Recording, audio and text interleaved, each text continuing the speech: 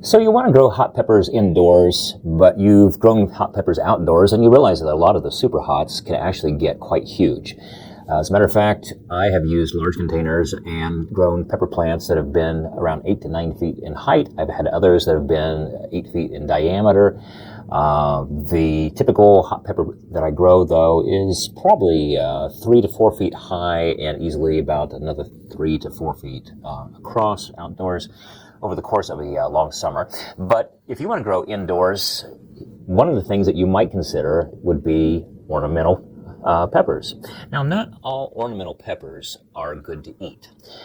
Some have a little bit better flavor, and some are almost flavorless. But over the past few years, a lot of companies have been putting out some great varieties. This is one that's called New Mex Easter.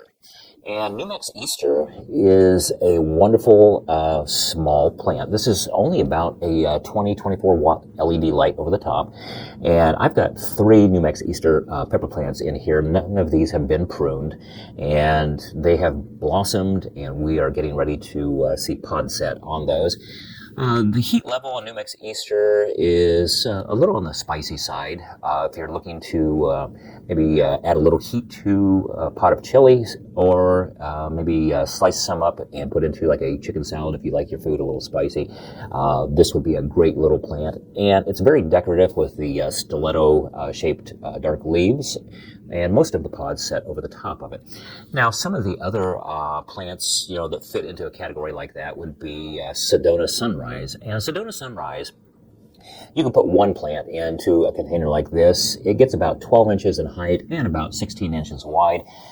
Puts on a lot of peppers, and those are actually a little milder than a jalapeno. And for people who can't take the heat, that would give you something that you could add just a little bit of heat without going overboard. This particular variety and some of the others, one of the fun things about these is that the pods are just gorgeous colors, and it's quite a conversation piece. Doesn't take a lot of upkeep, and you can continue to get peppers on these plants if you keep the ripe ones picked off over a long period of time.